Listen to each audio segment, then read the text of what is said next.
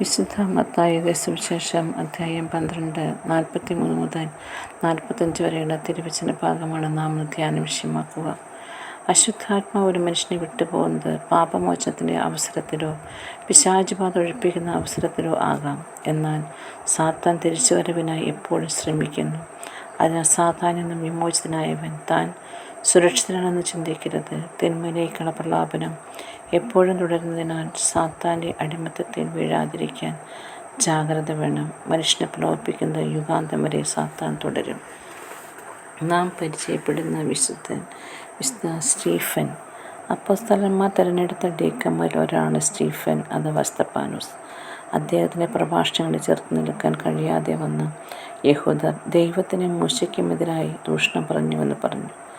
യഹൂദ പുരോഹിതരുടെ അടുക്കലേക്ക് ആനയിക്കപ്പെട്ടു.